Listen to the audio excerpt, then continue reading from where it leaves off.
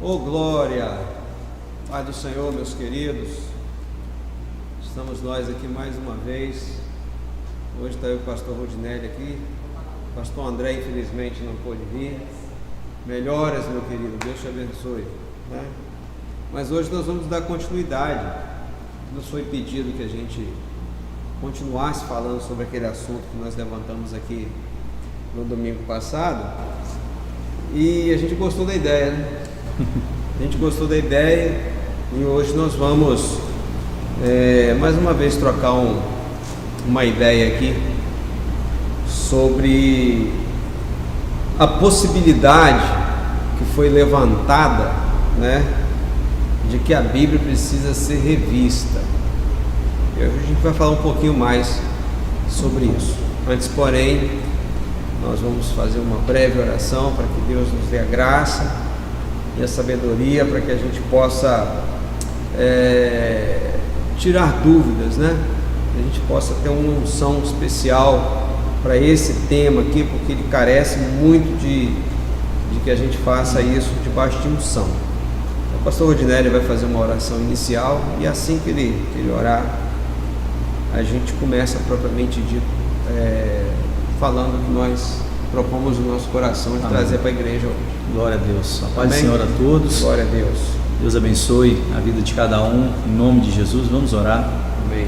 Pai, nós queremos te agradecer pela rica oportunidade que nós estamos tendo, ó Deus, de podermos estar aqui, Senhor, para sermos instrumentos nesta noite. Amém, Jesus. Ou nesta manhã, para abençoar, ó Deus, aqueles que estão ouvindo. Amém, Jesus. Que o Teu Espírito possa falar através de nós, que nós possamos, ó Deus, estarmos sensíveis àquilo que o Senhor tem preparado para nós nesse dia. Em nome de Jesus nós oramos. Amém. Glória a Deus. Graças a Deus.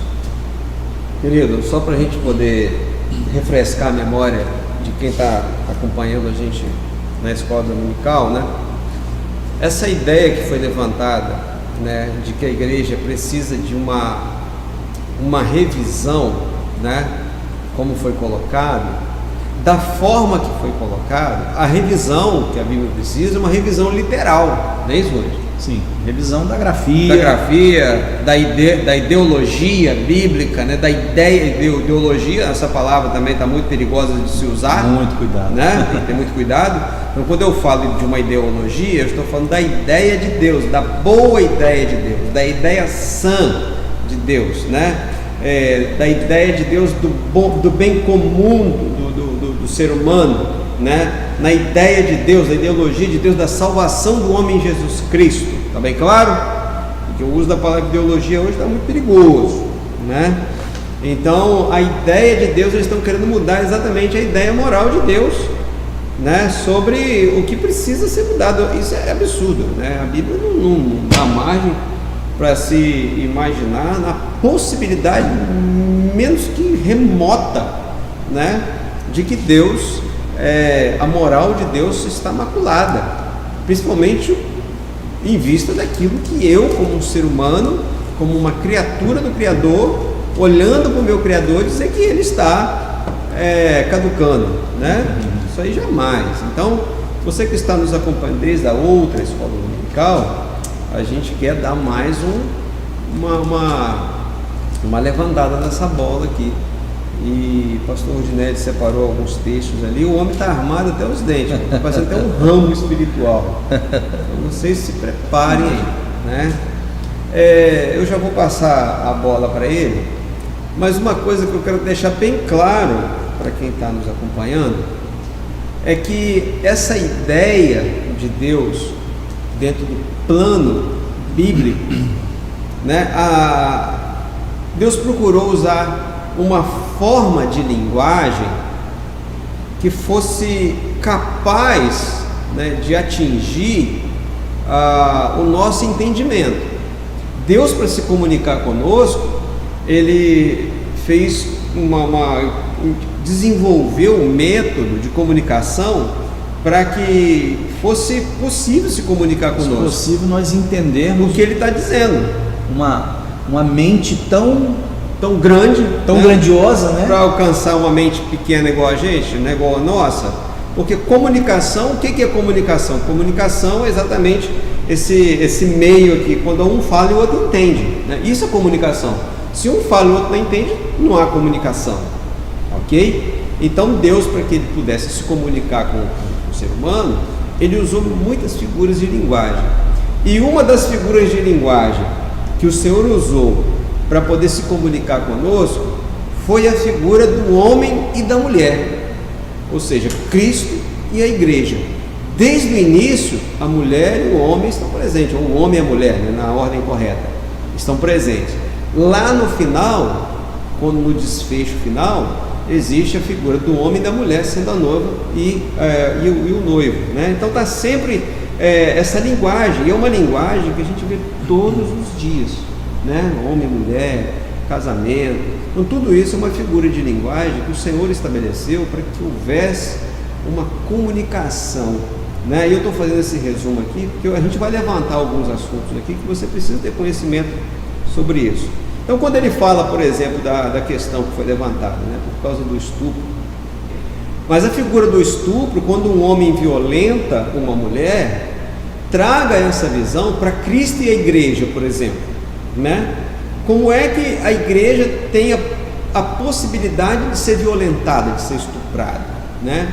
Como é que Cristo, como homem, tem a condição de violentar a sua igreja, né? Ou como a igreja de Cristo teria a condição de passar por esse ato vexatório? Então, a moral de Deus na história do pensamento dele dentro da Bíblia, tem algumas coisas, quando a gente segue esse pensamento, que ele é linear, né? ele é uma mão única, né? Ele vai só numa direção. Então, quando a gente pensa na possibilidade de alguém cometer um ato de estupro, como está lá no livro de Levítico, Deuteronômio e outras tantas partes da Bíblia, que homens que praticam tal ato precisam morrer, é exatamente porque na mente de Deus, na sua forma de se comunicar conosco, ele quis deixar claro o seguinte: é impossível Cristo cometer um ato de estupro. Então, se dentro do pensamento de Deus isso é impossível, ele quer trazer isso para o nosso entendimento. Quando um homem comete um ato como esse, lá no Velho Testamento já está decretado morte para esse tipo de atitude, exatamente para que a gente pudesse alcançar o raciocínio de Deus e houvesse uma preservação, querido, da pureza da igreja, que houvesse uma preservação do cuidado de Cristo com a igreja. Por que lá em Efésios capítulo 5, Paulo deixa bem claro do cuidado do marido com a sua esposa? Exatamente porque o homem figura a pessoa de Jesus, e a igreja, aí a mulher, perdão, a figura da igreja. Então, há de se ter todo um cuidado quando alguém se levanta, né, com voz de autoridade aí, e fala que a igreja, que a Bíblia precisa passar por um processo de renovação, não só linguística, mas moral. Como? É interessante, né? Você usou um exemplo assim bem forte, né? Cristo poderia, né, em algum momento fazer algo desse. Mas é essa a ideia. A resposta que aí a gente encontra em toda a revelação da Bíblia, a resposta é o seguinte: não, Cristo jamais poderia fazer isso. Não há a menor possibilidade. Porque isso jamais passaria pela cabeça de Deus. Então tem alguns assuntos, aí quando a gente precisa na interpretação da Bíblia, tem alguns assuntos que jamais poderiam se encaixar dentro de um texto. Eu me lembro que na semana passada nós falamos exatamente sobre isso. O aborto, por exemplo, é uma coisa que não deveria ser nem discutido, porque não tem assunto para esse tipo de coisa. Porque na revelação bíblica não tem espaço para isso, não tem espaço para esse tipo de atitude do ser humano, não tem espaço para esse para essa posição do ser humano, esse comportamento de aceitar isso. A Bíblia não deixa margem nenhuma na sua interpretação, porque uma palavra que nós devemos aprender cada dia é hermenêutica. O que é isso? A própria Bíblia se explica. E aí, quando você pega um texto no contexto da Bíblia, a gente jamais imagina, voltando à semana passada, Cristo dizendo uma palavra de duplo sentido num termo pejorativo. Jamais, igual a situação do poço lá, como não foi tem comentado. Não tem como. Faz sentido, não é da natureza bíblica, né? Não é da natureza do próprio Jesus, uma vez que a ideia de Deus é exatamente o cuidado com a sua igreja. E a mulher, mais uma vez, mesmo dentro daquele contexto onde Jesus estava ali dialogando com ela está representando a figura da igreja. Então, assim, né? Ao analisar os textos bíblicos, a buscar na palavra de Deus, a gente tem que ter muito cuidado para o nosso pensamento, até o meu e o seu, para não desfocar daquilo que a Bíblia traz como revelação geral. A Bíblia traz Deus como amor. Então, se no meu pensamento eu coloco Deus como sendo um Deus ruim, então desfoca da revelação da Bíblia. Exatamente. Até porque, só completando o que você está dizendo, quando a Bíblia fala de um Deus amoroso, de um Deus de amor, não está falando de um Deus que tem sentimentos de amor, está falando de um Deus que é uma pessoa em amor. Então você está conseguindo entender o que eu estou querendo dizer? A Bíblia diz que Deus é amor, ou seja, Deus não é um sentimento, né? O que eu sinto pela minha esposa não tem nada a ver com o que Deus é. O que eu sinto pelo meu filho não tem nada a ver com aquilo que Deus é. Amor, o amor que nós estamos acostumados a lidar, a linguagem de Deus, para nós entendermos, ela é muito superficial, no sentido de que nós somos limitados para entender, não que Ele é superficial para explicar. Mas nosso entendimento é limitado. Quando ele foi conversar com Nicodemos, ele disse que Deus amou o mundo de tal maneira, porque não tem uma palavra que justifique ou que signifique alguma coisa, na essência, o ato de Jesus na cruz do Calvário. Não tem, é difícil você... E trazendo para a revelação bíblica, né, que é o nosso foco, a revelação bíblica, o que esse livro representa para nós, o que a mensagem que esse livro traz representa para nós, né? Algumas pessoas elas questionam assim, mas pastor, passaram-se 2000 anos, igual foi o questionamento, né? Passaram-se 2000 anos e ainda está, né, valendo o que está escrito, como isso funciona. Mas eu vou voltar um pouquinho na história para a gente entender. Quando Moisés escreveu o Pentateuco, os 5 primeiros livros da Bíblia, até Cristo passaram 1450 anos. É muito tempo. E Jesus, quando veio... É muito tempo aqui, ó, né? No nosso relógio, no Cronos, né? Não no tempo de Deus. E Jesus, quando veio, ele não questionou o tempo pelo qual Moisés escreveu. Esse tempo. Ele não questionou, eu vou falar algo aqui que isso foi escrito há 1400 anos atrás e que agora já perdeu a validade. Não, muito pelo contrário. É verdade. Quando Cristo falou das Escrituras, ele falou com um respeito. Ele falou com um cuidado, porque ele sabia que o que estava contido no Antigo Testamento era aquilo que revelava a vida dele.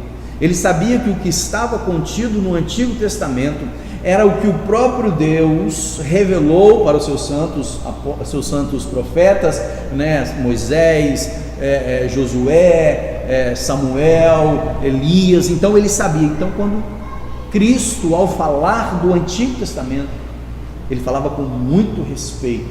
Os apóstolos, ao dirigir-se ao Antigo Testamento, usava até a palavra as Escrituras, falaram, as Escrituras estão dizendo, com um respeito imenso, mesmo sabendo que tinha passado 1400 anos, mesmo sabendo que tinha passado 1000 anos, mesmo sabendo que tinha passado 600 anos, e hoje a gente vê aqui as pessoas questionando isso, mas passou o tempo, passou 2000 anos, a gente não pode ver a Bíblia mais como era antigamente, precisamos, né, atualizar a mensagem. Não, a mensagem da Bíblia não vai atualizar. Por quê? Muito pelo contrário, hoje eu vejo alguns ditos homens de Deus fazendo um descaso imenso com aquilo que foi escrito. Cristo não fez um descaso com aquilo que foi escrito, muito pelo contrário, ele honrou aquilo, e aquilo que estava escrito dele se cumpriu. E tem mais, tem coisa no Antigo Testamento que ainda não se cumpriu, vai se cumprir. O livro de Daniel, profecias para o nosso tempo. Então, como alguém pode dizer que aquilo é carta morta? Como alguém pode dizer que aquilo é texto morto, que ainda nem se cumpriu ainda? É difícil. Daniel, profecias para o final, ainda não se cumpriu. E aí você vê um respeito quando Paulo falava das Escrituras, você vê um respeito quando Pedro citava as Escrituras. Nós temos alguns textos aqui. Você vê um respeito dessas pessoas, do próprio Lucas, o historiador, falando das Escrituras com um respeito. E hoje vem algumas meia dúzia de pessoas aí que quer tratar o texto como texto morto, como algo que, morto pode dar vida para alguém. E outra coisa, nem todos, aí trazendo para esses homens aí que dizem Senhor, Senhor, entrarão no reino dos céus. Já está marcado lá. Eu queria compartilhar aqui com vocês Apocalipse 22, verso 22, 17 em diante. Aliás, 16 em diante, para ficar autenticado aqui quem foi que falou isso, né? Porque não sou eu que falei. Apocalipse 22, a partir do verso 16, perdão.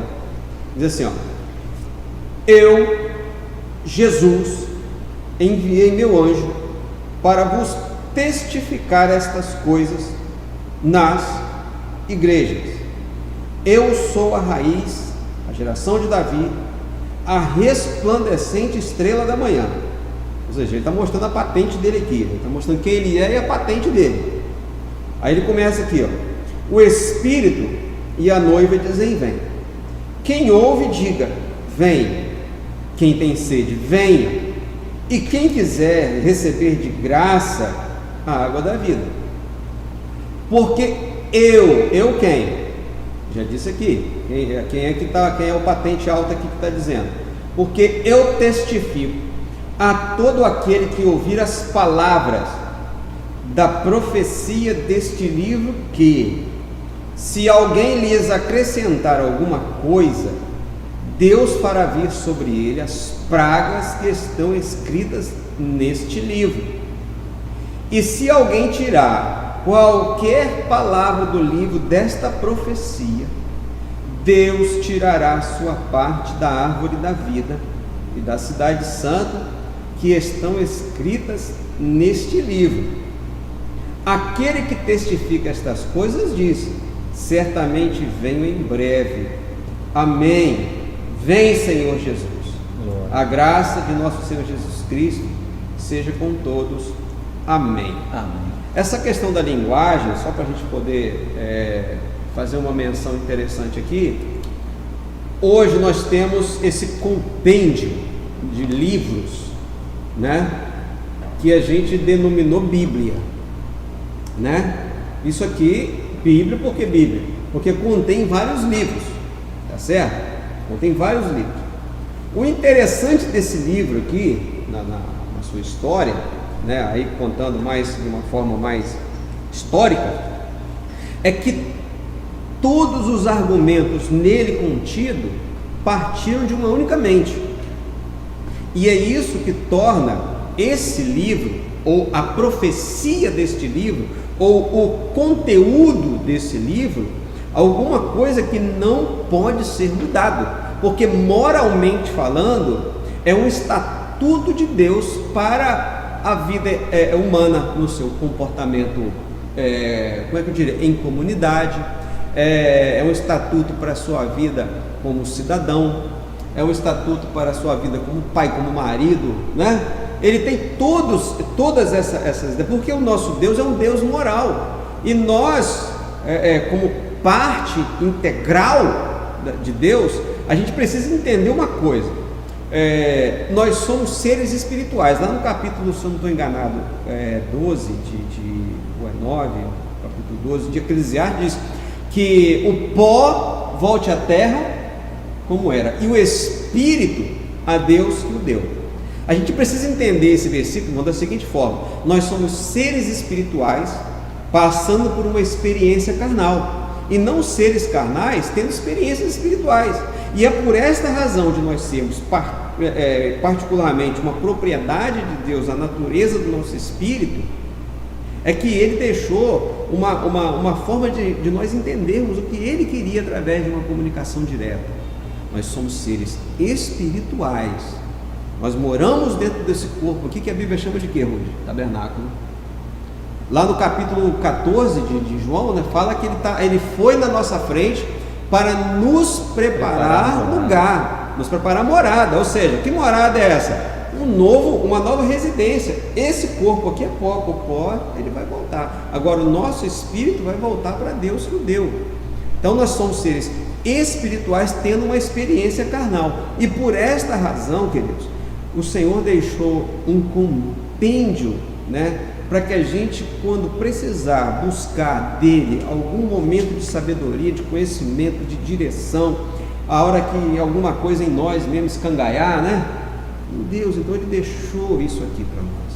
Então cabe a nós não tirar daqui. Né? É interessante que algumas pessoas elas dizem assim: eu tenho que seguir a Cristo. Tudo bem, claro que nós temos que seguir a Cristo, mas não é só isso. Qual é a fonte? Não, qual é a fonte que você conhece, que vai te conduzir a seguir ele como tem que ser? Qual é a fonte que vai te falar dele? Aqui, ó. Então as pessoas elas né? Ó. Não, eu tenho que seguir a Cristo, claro que nós temos que seguir a Cristo, mas qual é a fonte mais confiável de conhecimento de Cristo? Onde nós vamos conhecer a Deus? Não, pastor, eu vou conhecer a Deus nas minhas experiências. Desculpa, mas as suas experiências talvez estão te levando para longe de Deus. Como diz o Simeia, vai dar em água de barrela. A fonte mais confiável para se conhecer Deus, para se conhecer a Cristo, para nos conhecermos a nós mesmos. Eu vou falar o texto aqui, né? Hebreus capítulo 4, versículo 12. Eu vou ler aqui o texto. Hebreus capítulo 4, versículo 12. Porque a palavra de Deus é viva. Pronto, quer mais alguma coisa? A palavra de Deus é viva e eficaz, mais penetrante do que qualquer espada de 2 gumes, penetra até a divisão da alma e do espírito, das juntas e medulas, e é apta para discernir os pensamentos e intenções do coração. A palavra de Deus é viva. Gente, quantas pessoas têm sido transformadas a vida porque começaram a ler esse livro? É verdade. Como é que nós somos seguidores de Cristo, amém, mas as pessoas conhecem a Cristo através desse livro. Quantas pessoas começam a ler esse livro e mesmo sem ninguém falar nada para elas entregam a vida para Cristo, porque a Bíblia, a palavra de Deus é viva, ela gera vida nas pessoas, é eficaz, é mais penetrante do que qualquer espada de 2 gumes. Verdade. Ela corta para lá, corta para cá. E ela vai, a mensagem que está neste livro, ela vai ao ponto de dividir a alma do espírito, ela vai ao ponto de dividir as juntas de medula, ela é apta para discernir as intenções do coração. Então a palavra de Deus, ela toca onde ninguém mais consegue tocar, ela é viva, é eficaz. Nós aprendemos sobre Jesus nesse livro, nós aprendemos sobre Deus nesse livro. Amém. Então não tem como a gente pegar e falar que isso aqui é carta morta. Como uma carta morta traz vida para as pessoas. A gente chega a dar enjoo de saber que alguém que tem rebanho, alguém que tem nome, alguém que tem, toda uma estrutura para divulgar o Evangelho, chega a dizer uma coisa como essa. É preocupante.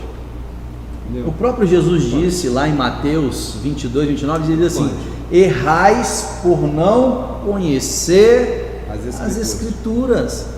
Olha o respeito que diz. Olha, vocês estão errando porque vocês não conhecem as Escrituras, porque está tudo revelado nelas. Vamos imaginar uma coisa. Eu sou seu general, você faz parte do meu exército. E aí eu falo: Marquinhos, você vai participar de uma guerra em qualquer país desse daí. Eu estou te mandando você para a guerra. Vou usar meu celular de presente. Está aqui a tua arma, o seu fuzil. Pega o seu fuzil e vai com esse fuzil lá para a guerra. E aí você confia que o fuzil está funcionando. Você confia que as balas são verdadeiras. Você confia que na hora que você atirar, vai sair bala. Te mandei pro meio da batalha. Você está lá com o fuzil. Chega o inimigo, o que você vai fazer? Tem que atirar. Você tem que atirar. Aí Deus te manda para o meio da batalha e te dá uma espada do Espírito que não funciona. Como? Como pode passar na cabeça de alguém? Deus te manda por uma batalha, a batalha que nós passamos é uma batalha espiritual, o inimigo nós não vemos, o inimigo é muito mais forte do que nós, o inimigo é muito sagaz, o inimigo, imagina você lutar com um inimigo que você não vê, e aí então você está na batalha com uma arma que não funciona. Me explica um negócio desse, não tem como. Aí Efésios fala que para nós colocarmos a armadura de Deus, né? E uma das partes da armadura é a espada do Espírito. E aí vem alguém e fala que essa espada do Espírito está morta e você está no meio da guerra. Não serve mais para nada, tem que botar algum pensamento mais ali, o pensamento dele, né? Isso, o pensamento dele que é bom. A Bíblia não, o pensamento dele é bom. Irmão, nós estamos nos últimos dias, querido. Essas coisas iam acontecer mesmo. E não fica surpreso não, porque vai vir coisa pior por aí. Eu quero deixar isso bem claro para os irmãos. Irmãos, não se assustem com o que vai acontecer daqui para frente. Verdade. Não se assustem com homens renomados que vão querer mudar a Bíblia, sim, vão querer acrescentar, vão querer tirar, como já tem sido feito, né? Muitos já estão fazendo isso. Não se assuste com essas coisas, mas uma coisa eu posso te garantir: a palavra de Deus não muda, porque Deus não mandaria você para uma batalha com uma arma que não estivesse preparada para atirar. Passarão os céus e a terra, mas a minha palavra não vai passar. Não vai passar. Eu me lembrei de um outro texto aqui agora, João 5, verso 39. 5:39. Eu não sei de qual não, mas eu vou saber de qual eu sei, só não estou me lembrando. Vamos lá, João 5:39. 5:39. Ó, tá aqui. Examinai, pois, as Escrituras, porque cuidais ter nelas a vida eterna, e são elas que de mim testificam. Ok? Olha só, querido, a Bíblia é um instrumento. Quando eu falo Bíblia, eu não estou falando um caderno com letras, estou falando a Bíblia, a moral de Deus, certo? Ou seja, a moral de Deus está escrita aqui. Então eu não posso de forma alguma adulterar nada do que Deus já acrescentou, mas eu estou falando de alguma coisa que é o livro, né? A moral, o livro profético, né? Ou seja, é um livro tão sério que, se não fosse, não estaria escrito aqui, que são essas letras, essas palavras, essa ideia de Deus aqui, essa mensagem aqui, iriam levar você para a salvação, certo? Porque aqueles que, como disse o pastor aqui, examinam isso aqui, até mesmo sem chegar aqui num culto, levantar a mão para Jesus na hora de uma mensagem, ela lá na casa dela, ela de repente chegou em casa, ela sentiu vontade de ler, ela vai ler, ali mesmo ela vai ter a revelação do Senhor, porque esta palavra testifica de Jesus. Esta palavra, ela é viva, ela é a fonte mais confiável que existe. Aleluia. Para qualquer coisa, você vai falar assim, mas pastor, para eu comprar um computador, a Bíblia vai me orientar? Irmão, claro que não, a Bíblia não vai. Mas se você estiver em comunhão com Deus, com intimidade com Deus, como esse livro aqui ensina, aí você vai estar apto a tomar qualquer tipo de decisão. Provérbios fala que este livro, a mensagem desse livro é apto para te fazer sábio. Muitos homens estão querendo adaptar a Bíblia ao seu próprio pensamento, aquilo que eles acham. Bom, isso aqui é moral, beleza. Isso aqui não, vamos tirar, né? Isso aqui pode, isso aqui não pode, né? Isso aqui é mais ou menos, de repente, se não der mais na frente, a gente... Não, na frente a gente encaixa aqui alguma coisa, a gente não pode isso. A Bíblia, ela é a autoridade.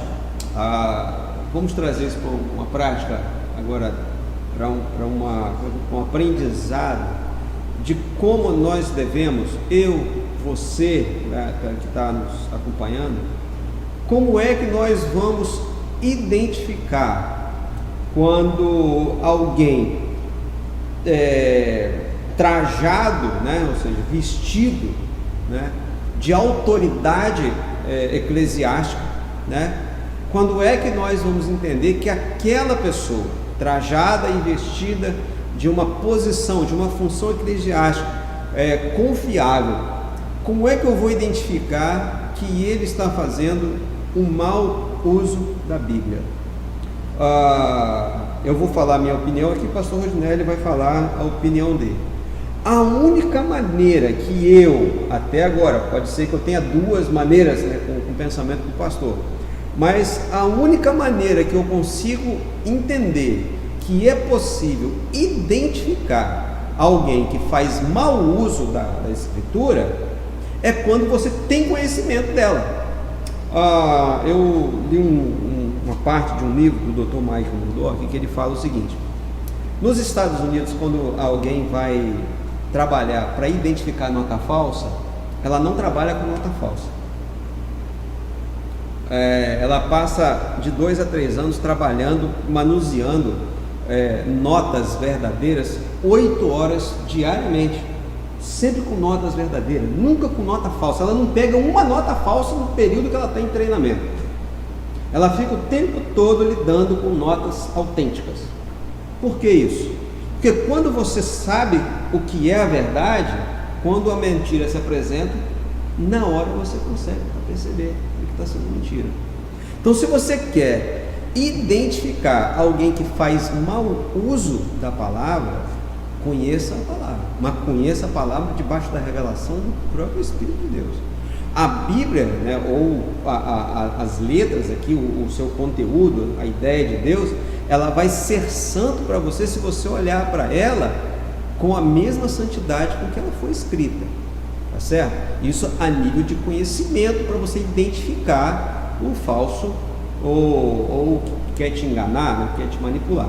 Então, para você identificar uma mentira bíblica, você tem que conhecer a verdade bíblica. Não tem como. Se você não conhecer a verdade, como é que você vai identificar o que é falso? Entendeu? Agora, quem não conhece, aí vai ser levado por qualquer roda de doutrina. Não tem jeito. Por qualquer roda de doutrina. Não tem jeito. Quando Martim Lutero, ele é o divisor, né, de um tempo, né? Um patrono, vamos dizer assim. De um tempo aí chamado protestantismo. Para Martim Lutero protestar aquilo que era ensinado, ele usou o quê?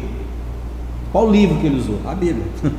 Ele usou a Bíblia para protestar aquilo que estava sendo ensinado, que eram ideias humanas contextualizadas com versículos, com tudo para escravizar. Isso. Então ele ao ler as cartas, a verdade, ao ler as cartas de Gálatas, a carta aos Gálatas, ao ler as cartas, né, que Paulo escreveu, ele falou: gente, isso está tudo errado. Está tudo errado. Né? Aí hoje qual é o grande desafio? Eles estão voltando à estratégia espiritual. Queridos, desmereça o texto bíblico que você põe em xeque-mate todo o restante. Fala que isso daqui não é inspirado por Deus.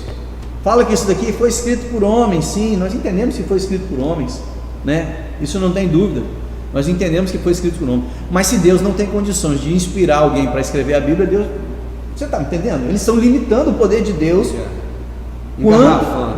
quando alguém chega para mim e fala que a Bíblia, a inspiração não é assim. Não, é limitar muito o poder de Deus, é limitar muito ao poder de segurança daquilo que Deus preparou para nós. Na verdade, quando eu pego algo tão grande como Deus é e trago ele com a minha limitação humana, eu torno Deus, pela grandeza dele, pela magnificência dele, eu torno Deus um ser insignificante.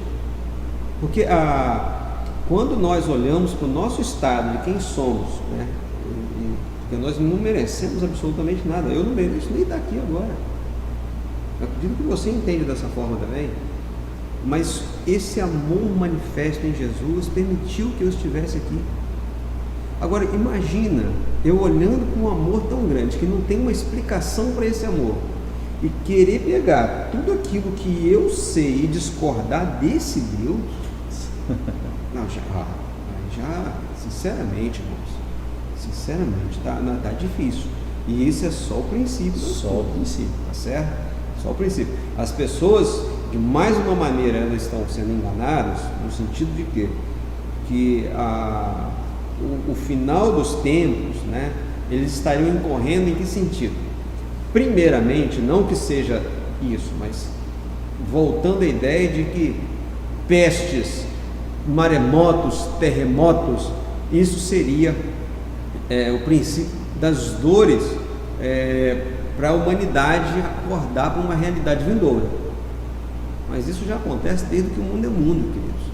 O que nós temos que nos aperceber, que a Bíblia tem nos revelado, é que tem um anticristo surgindo, e a ideia que se passa de um anticristo, pelo menos até onde eu fui ensinado, é de um homem que vai se levantar. Não é nada disso.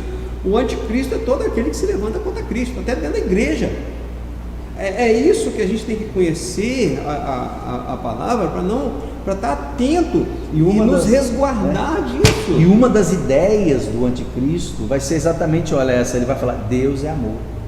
Porque ele não pode, irmãos, olha Deus só, é amor e vai aceitar todo e qualquer tipo de prática. O diabo é o seguinte, ele não pode com a igreja. A Bíblia diz que as portas do inferno não vão prevalecer contra a igreja. Então qual é a tática dele? Escute Israel.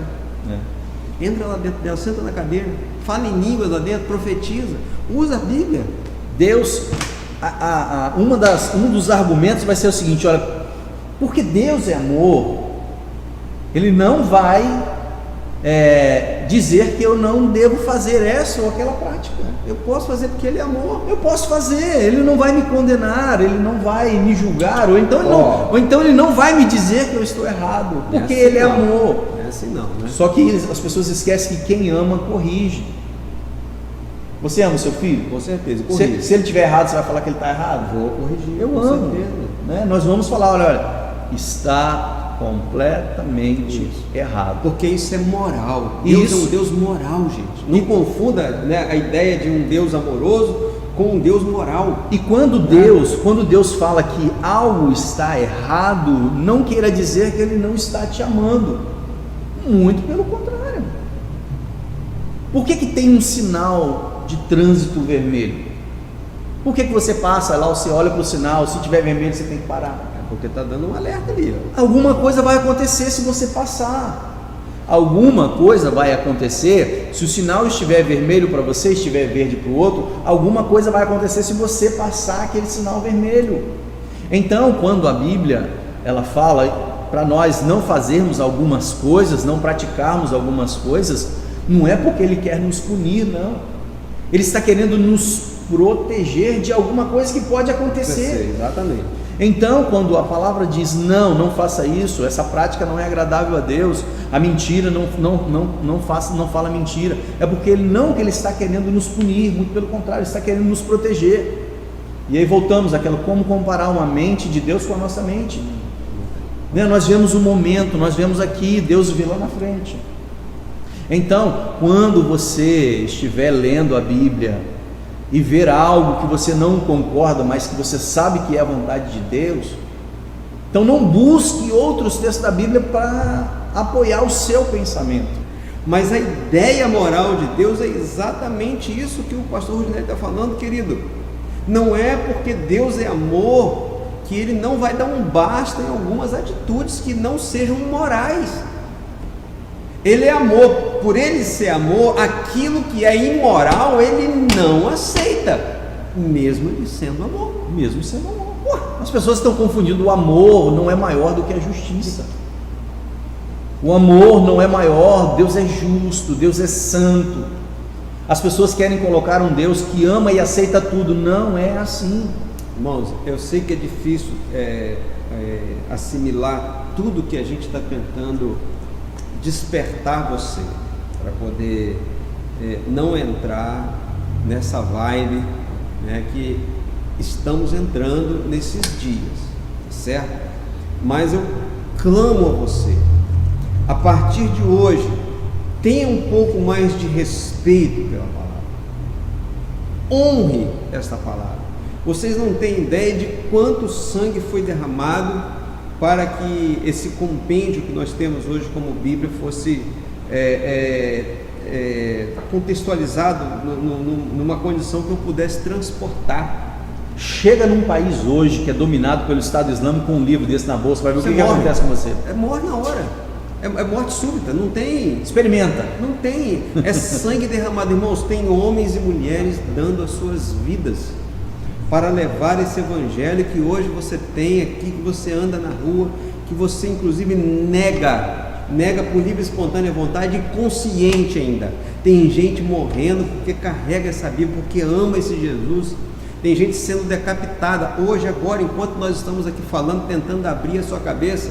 Tem irmãos perdendo literalmente a cabeça, sendo decapitada por causa da mensagem desse livro. Por causa da mensagem desse livro. E aceitam a mensagem na íntegra, não querem ficar discordando. Não tem esse negócio não. Que morreu, que não sei o que tem que mudar a Bíblia. Não querem falar que 2 ou 3 textos tem que mudar para aceitar uma ideia. É o que está escrito aqui, pronto. Eles abandonaram as suas próprias vidas por amor ao que está escrito aqui. Então, queridos, merece, é digno de nossa honra, é digno de nosso respeito, tudo aquilo que está escrito aqui, e não carece de mudança em absolutamente nada. O homem que escreveu a maior parte do Novo Testamento teve a cabeça cortada, sangue derramado. Nós temos que honrar isso. O outro foi crucificado de cabeça para baixo. Aí me vem um cara dizendo que o que esse homem que foi decapitado disse por amor ao evangelho, mudança. Que aquilo que ele escreveu, que aquilo que ele não tem que ser mudado, porque 2000 anos se passaram, né? Irmão, o tempo de Deus não muda. Amém, querido? Nós gostaríamos de estar muito mais tempo conversando com você, mas a hora já não nos permite, mais por causa do tempo mesmo. Mas não vamos parar por aqui, certo? Com certeza nós vamos levantar esse tempo aqui. Você teria disponibilidade no próximo domingo a gente conversar? Ou você Amém. A gente dá um jeito. É amor à palavra, querido, entendeu? Então, de repente, no próximo domingo, a gente senta aqui de novo, levanta mais, porque no intervalo de uma semana, se você ficar atento nas redes sociais, você vai ver que vão surgir mais comentários, tá certo? E surgindo mais assuntos, a gente vai trazer aqui, tá bom? Então, vamos ficar atento, sempre honrando a palavra, buscando nela o que você precisa para o seu alimento diário, tá certo? Não acredite simplesmente no seu vão conhecimento, busque em Deus a revelação da palavra, se sustente nela, se consolide nela, tá bom? Porque esse conhecimento há de encher toda a terra. Amém, querido? Vamos agradecer a Deus, como o pastor Rodinelli fez a oração inicial. Eu quero orar encerrando, para que nós possamos fechar esse assunto, pelo menos por hoje, né? Nessa revelação bíblica sobre a autoridade da palavra, sobre a inspiração da palavra, tenho certeza e a minha convicção de que Deus não nos deixaria com algo incompleto. Insuficiente. Insuficiente, olha só. Né? Deus não nos deixaria com algo insuficiente nas mãos, jamais. Então, não encha os olhos com palavras bonitas, né, Pastor Marcos? Não deixe apenas palavras bonitas tocarem o teu coração. Às vezes o nós vai e o nós vem bem-vindo. Tem muito mais unção e poder do que palavras bonitas de pessoas que querem distorcer os textos bíblicos e que não colocam a mão no arado. Tem gente colocando a mão no arado e olhando para trás, porque quando você quer mudar aquilo que está escrito, a mensagem geral da Bíblia, quando você quer mudar isso, você está olhando para trás e honrando mais a criatura do que o Criador. Não acredito que a Bíblia seja insuficiente. Amém. Muito pelo contrário, ela é apta para discernir intenções do coração. Amém. Mudar a vida verdadeiramente de seres humanos. Então, querido, fique atento a isso, tá bom? Quando você ouvir uma palavra um pouco mais dura da parte de Deus, entenda que a correção de Deus, a vara que Deus usa, é essa aqui, certo? Deus tem as formas dele sempre de uma maneira pedagógica, né? Deus sempre nos instrui na sua palavra. Agora, só para a gente terminar, pastor, eu não creio na Bíblia, mas você tem todo o direito de fazer o que quiser da sua vida. Né? Saiba, porém, que de todas essas coisas Deus te pedirá conta. E se e Deus usará algo para nos julgar. E esse algo vai estar diante de você todos os dias da sua vida. Ou seja, o inferno, presta bem atenção no que eu vou te dizer aqui. O inferno não é um ambiente que foi planejado para o ser humano. O ambiente planejado para o ser humano foi passar a eternidade com Deus.